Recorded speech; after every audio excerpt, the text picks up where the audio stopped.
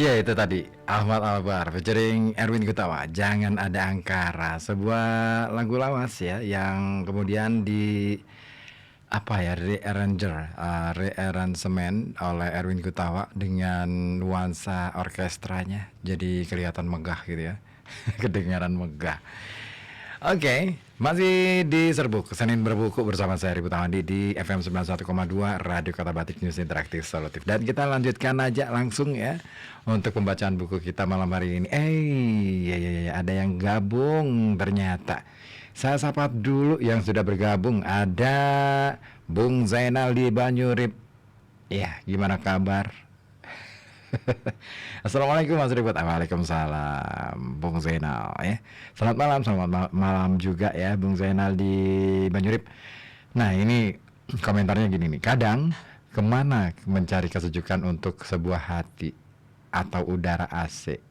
Mungkin itu mampu merasuk ke dalam tubuh tapi tidak sejuk atau tidak sejukkan hati ya. Tapi hanya bikin masuk angin plus gitu ya. Aduh. Iya sih ya. Nah itu dia. Itu yang dinamakan dengan bahwa peristiwa-peristiwa ataupun kejadian-kejadian yang kita alami itu sebenarnya ya cerminan aja sih, pantulan. Apa yang kita lihat, apa yang kita rasakan, apa yang kita alami, apa yang kita dengar, semuanya adalah pantulan dari realitas yang tak kasat mata. Apa itu realitas sesungguhnya? Nah, itu yang kayaknya sedang dicoba untuk diungkapkan oleh Greg Braden dalam bukunya The Divine Matrix. Baik, saya sapa juga Abbas di Comal, gabung juga nih ya. Assalamualaikum, waalaikumsalam. Seneng dengerin acara favorit Serbuk katanya. Wow, makasih. Walau kadang nggak nyampe otak saya, tapi ingin berusaha memahami. Mungkin keliru juga pemahaman saya. Oh, nggak masalah. Belajar ya. Tapi belajar adalah cara bagaimana kita akan menjalani kehidupan dengan ilmu yang didapat. Memang tak selamanya pola yang sudah dibuat akan sama dengan kejadiannya. Seperti apa yang terjadi pada keadaan saya hari ini. Wow. Oke deh, yes. Zainal gabung lagi ya. Permisi, lika-liku laki-laki kerja malam hari tidur siang, kerja malam hari tidur siang hari. Tidak sejalan dengan naluri si pelaku, tapi harus dijalani. Gimana ya tugas? Sama, aku juga tugasnya malam terus kan. Jadi siangnya sering tidur. Ya itu sudah konsekuensi. Artinya ya itu dia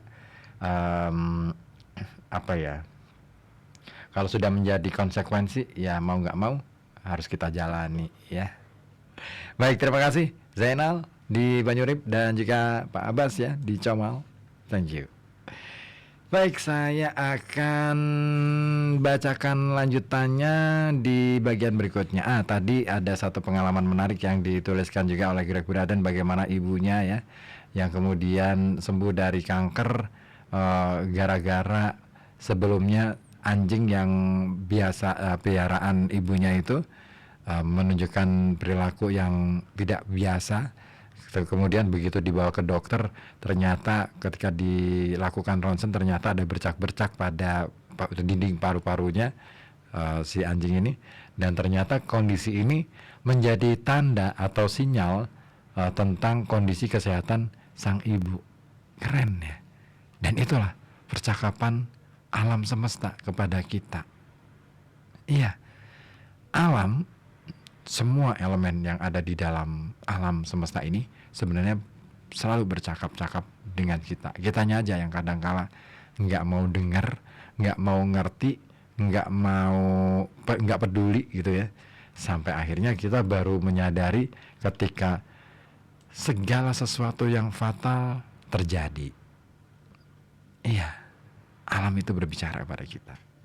I see. Aku meyakini kalau itu. Ya, ada banyak peristiwa yang pernah saya alami juga dengan hal-hal semacam itu. Ini bukan klinik, ini bukan mistik ataupun hal-hal yang sifatnya kayak aneh-aneh gitu ya. Enggak. Tapi inilah energi, medan energi, konektivitas antar medan energi. Sangat ilmiah sebenarnya.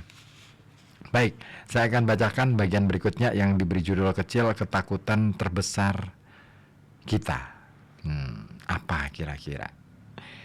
Karena matriks ilahi terus-menerus merefleksikan keyakinan, rasa, dan emosi kita melalui peristiwa-peristiwa dalam hidup kita, dunia keseharian menyuguhkan insight tentang dunia-dunia terdalam dari diri kita yang tersembunyi.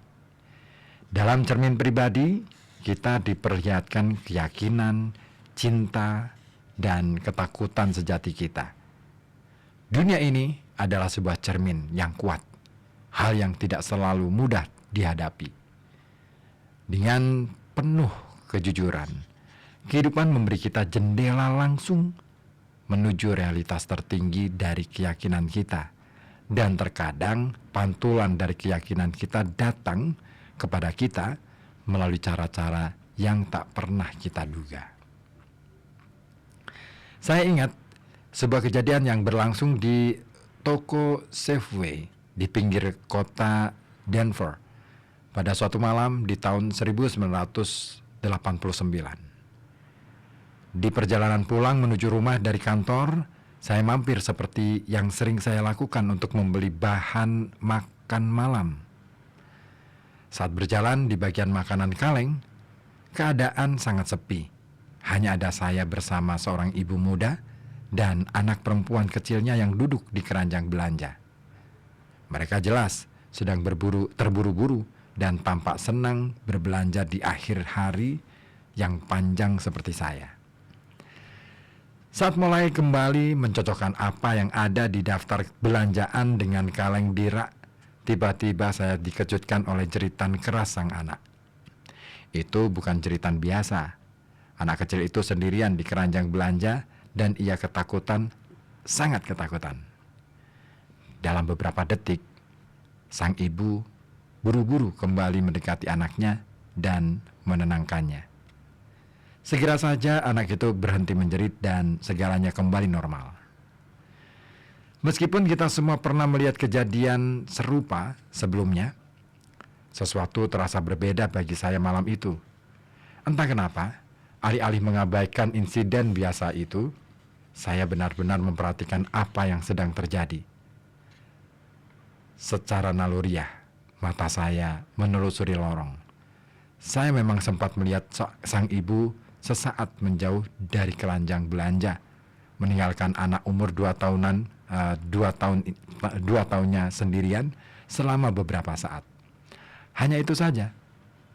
Anak itu sendirian sebentar saja. Mengapa anak itu menjerit ketakutan? Ibunya hanya menjauh sekilas dari pandangannya di ujung lorong lain. Mengapa seorang anak kecil yang dikelilingi kaleng warna-warni dan tak seorang pun yang mencegahnya untuk melakukan apapun yang disukainya, bisa sangat ketakutan pada situasi seperti itu? Mengapa ia tidak sekadar mengatakan kepada dirinya sendiri sesuatu semacam, "Wah, saya sendirian di sini dengan kaleng merah dan putih yang indah. Saya kira saya bisa menyusuri setiap baris, mengambil satu kaleng dan menikmatinya." Mengapa kemungkinan menjadi sendiri, meskipun hanya sesaat, menyentuh sesuatu yang sangat dalam baginya di usia sekecil itu, sehingga secara naluriah ia menjerit sekencang-kencangnya. Di malam lain, saya menjadwalkan sesi konseling dengan seorang wanita usia 30 tahunan yang sudah sering bekerja sama dengan saya sebelumnya. Pertemuan kami dimulai seperti biasa. Saat wanita muda itu duduk santai di kursi rotan di hadapan saya memintanya untuk mendeskripsikan apa saja yang terjadi selama seminggu sejak kami terakhir bercakap-cakap. Ia mulai menjelaskan kepada saya mengenai hubungan dia dengan suaminya selama hampir 18 tahun. Selama pernikahan mereka sering bertengkar, terkadang secara kasar. Ia selalu dikritik atas segala hal setiap hari, mulai dari gaya berpakaian sampai cara mengurus rumah dan memasak. Bahkan di ranjang pun ia merasa seolah tidak pernah cukup baik. Meskipun perlakuan yang digambarkannya bukan sesuatu yang baru dalam hubungan mereka, selama beberapa minggu terakhir situasinya memanas. Suaminya marah ketika ia mengkonfrontasinya dengan pertanyaan mengenai lembur dan kegiatan larut malamnya di kantor. Ia begitu menderita oleh pria yang dicintai dan dipercayainya selama sekian lama. Saat ini, penderitaannya diperparah dengan ancaman nyata, kekerasan fisik yang disebabkan oleh emosi tidak terkontrol sang suami. Setelah memukulnya pada pertengkaran terakhir, suaminya pergi dari rumah untuk tinggal bersama seorang teman. Ia tidak memberikan nomor telepon, alamat, atau indikasi kapan akan kembali. Hilang begitu saja. Pria yang sejak lama membuat hidup wanita itu sangat menderita dan telah mengancam keselamatannya dengan emosi yang meledak-ledak dan sikap kasar lainnya pergi juga. Saat ia menjelaskan kepergiannya, saya menunggunya, menunjukkan tanda-tanda kelegaan. Akan tetapi, sesuatu yang mengherankan terjadi. Wanita itu mulai terisak-isak tanpa terkendali dengan kesadaran bahwa sang suami telah pergi dari hidupnya. Ketika saya memintanya menggambarkannya apa yang ia rasakan, yang saya dengar bukan kelegaan sebagaimana harapan saya. Malah, ia mengaku pedih hidup sendiri dalam kerinduan. Ia mulai merasa hancur dan benar-benar kacau tanpa kehadiran suaminya. Saat itu, dengan kesempatan untuk hidup bebas dari kritik, hinaan, dan siksaan, ia tertekan. Mengapa? Jawaban untuk pertanyaan mengapa dalam dua situasi yang baru saya jelaskan ini sama. Seberapapun berbedanya satu dengan yang lain, terdapat benang merah pada kedua situasi itu. Ada kemungkinan besar bahwa teror yang dirasakan anak kecil di lorong supermarket dan kehancuran yang dirasakan wanita yang ditinggalkan suaminya yang kasar itu tidak terlalu berkaitan dengan orang-orang yang meninggalkan mereka pada saat itu. Ibu sang anak dan suami sang wanita sama-sama menjadi pemicu untuk pola yang samar namun kuat, yang tertanam sangat dalam di masing-masing diri kita hingga nyaris tidak bisa dikenali, bahkan seringkali dilupakan sepenuhnya. Pola itu adalah ketakutan. Dan ketakutan punya banyak topeng dalam budaya kita, meskipun memainkan peran kunci terkait cara kita membangun segala hal, mulai dari persahabatan dan karir kita sampai percintaan dan kesehatan tubuh kita. Ketakutan muncul hampir setiap hari sebagai pola kehidupan yang tidak kita sadari. Tetapi menariknya, pola ini bahkan mungkin bukan pola kita. Ketika diri kita tersentuh oleh suatu pengalaman yang memberikan emosi negatif yang kuat ke dalam hidup kita, kita bisa pastikan bahwa tak peduli pada apapun yang kita pikir telah menjadi penyebab munculnya ketakutan, ada kemungkinan besar bahwa sesuatu yang berbeda sedang terjadi. Sesuatu yang sangat dalam dan primitif, sehingga mudah terlewatkan, sampai sesuatu itu menampakkan diri melalui cara yang tidak bisa dimungkiri lagi. Dan pada bagian berikutnya, Greg Braden memperdalam masalah ketakutan ini dengan memberi judul kecil, Ketakutan Universal Kita. Apakah itu? Mau dilanjut atau kita break dulu? Oke, saya sapa dulu deh yang sudah gabung lagi di 08554209112. Ada Takim di Ambu Kembang. Assalamualaikum, selamat malam Mas Ribut, baru bisa monitor nih. Biasa malam Selasa menghormati pengajian rutin di musola dulu. Oke, dari kuliah gratis ya Mas. Oke deh, selamat bertugas. Jolali kopinya diseruput. Iya. Thank you, terima kasih. Oke, baik.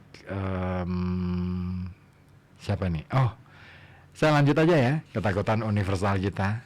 Nah, Jika Anda membaca buku ini, kemungkinan besar Anda telah memeriksa hubungan-hubungan dalam kehidupan Anda. Melalui pemeriksaan itu, Anda pasti mendapatkan wawasan berharga mengenai bagaimana seseorang memicu emosi tertentu dan mengapa demikian. Bahkan, Anda mungkin memahami diri Anda dengan baik, sehingga jika saya bertanya tentang kehidupan dan masa lalu, Anda bisa memberikan jawaban yang tepat agar saya bisa memiliki kesimpulan yang sama tepatnya untuk setiap pertanyaan terapeutik yang saya ajukan. Dan di dalam jawaban yang sempurna dan bisa diterima inilah Anda mungkin melewatkan pola tunggal terdalam yang meresapi kehidupan Anda sejak hari kelahiran Anda. Atas alasan ini, saya mengundang para peserta seminar untuk mengisi formulir yang meminta mereka mengidentifikasi pola utama dari pengasuh mereka di masa kecil yang mereka anggap negatif. Saya meminta keterangan tentang pola negatif karena saya jarang melihat orang yang terjebak dalam pola positif dalam kehidupannya. Secara umum, situasi yang menyebabkan seseorang merasa terjebak berakar dari apa yang dianggap sebagai perasaan negatif. Inilah emosi yang kita tangkap dari pengalaman pribadi kita dan apa arti emosi itu bagi kita dalam hidup kita. Dan meskipun tidak bisa mengubah apa yang sudah terjadi, kita bisa memahami mengapa kita merasa seperti itu dan mengubah makna sejarah kehidupan kita. Setelah menyelesaikan latihan, saya meminta para peserta untuk secara acak meneriakkan karakteristik yang mereka catat sebagai kualitas negatif, baik pada pengasuh pria maupun wanita. Bagi sebagian besar orang, pengasuh ini adalah ayah dan ibu kandungnya, sedangkan bagi sebagian lainnya berarti orang tua angkat mereka. Bagi sebagian lagi, pengasuhnya adalah kakak laki-laki, kakak perempuan, saudara lainnya, atau teman keluarga. Terlepas dari siapa orangnya, pertanyaan ini berkaitan dengan orang yang merawat mereka pada tahun-tahun pertumbuhan mereka, kira-kira sampai usia pubertas. Rasa malu-malu di ruangan hilang ketika setiap orang mulai meneriakkan kualitas negatif yang tertera di formulir mereka dan langsung saya catat di papan tulis. Segera saja sesuatu yang menarik mulai terjadi. Saat seseorang membagikan kata yang mendeskripsikan memorinya, orang lain menyebutkan perasaan yang serupa dan seringkali dengan kata yang sama persis. Contoh istilah-istilah muncul menunjukkan kata-kata yang hampir identik. Pemarah, dingin, tak acuh, bawel, suka menghakimi, kasar, cemburu, keras, suka mengontrol, suka menghilang, penakut, pembohong. Kelegaan pun mulai menjalari ruangan, dan orang-orang mulai menertawai apa yang mereka lihat. Jika kami tidak mengetahui lebih jauh, kami akan berpikir bahwa kami berasal dari keluarga yang sama. Kesamaan kata-kata ini bukan sekadar kebetulan. Bagaimana bisa sekian banyak orang dari latar belakang yang beragam memiliki perasaan yang sama? Jawaban atas misteri ini adalah pola yang mengalir secara mendalam pada struktur kesadaran kolektif kita yang bisa disebut sebagai ketakutan inti atau ketakutan universal kita. Pola universal ketakutan bisa sangat samar ekspresinya, namun sangat meyakinkan dan sangat menyakitkan untuk diingat kembali sehingga kita dengan terampil menciptakan topeng yang membuatnya bisa kita tanggung. Sama halnya dengan memori tentang sebuah keluarga berantakan yang jarang didiskusikan. Secara tidak sadar, kita setuju dengan menyembunyikan rasa sakit dari masa lalu kolektif kita dengan cara-cara yang diterima secara sosial. Kita sangat berhasil menyembunyikan ketakutan terbesar kita, sehingga dalam setiap tindakan, alasan sesungguhnya dari luka kita terlupakan dan yang tersisa hanyalah ekspresinya, yaitu pelampiasannya.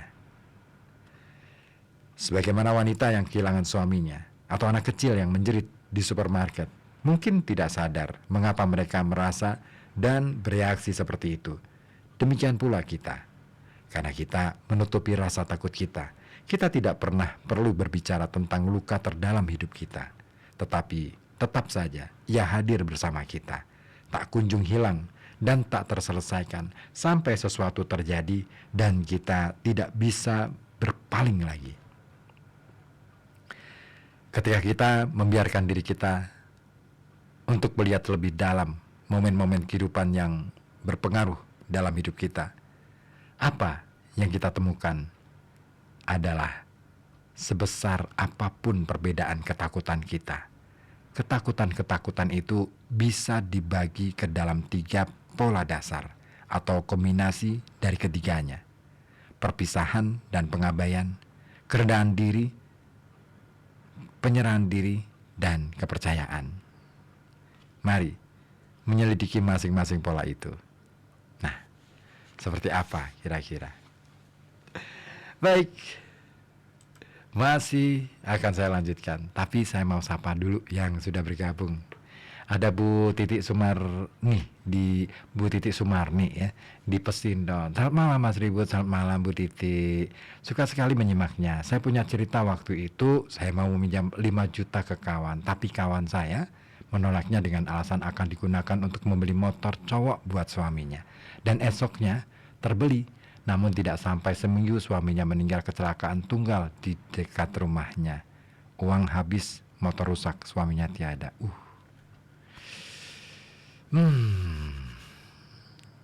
Prihatin ya kalau kayak gini ya. Oke, terima kasih ceritanya, pengalamannya Bu Titi. Ya, masih akan saya lanjutkan bacaan saya terhadap buku Greg Braden, The Divine Matrix. Nah, ketakutan. Kayaknya itulah dunia kita sebenarnya. Kita sebenarnya diakui atau tidak diakui, saya sepakat sih dengan apa yang disampaikan oleh Greg Braden ya, bahwa ternyata apa yang kita jalani dalam kehidupan kita ini sebenarnya kita hanya menopengin ketakutan-ketakutan kita dengan segala macam cara. Contoh sederhana, kita takut menjadi tidak punya apa-apa, kita takut menjadi mati gitu kan, takut mati kelaparan atau mati karena miskin gitu. Terus akhirnya kita bekerja siang malam, semuanya hanya karena ketakutan-ketakutan. Ya nggak sih? Bisa jadi seperti itu. Saya akan kembali ya, tapi sebelumnya kita simak dulu deh satu lagu dari siapa ya yang mau saya munculkan.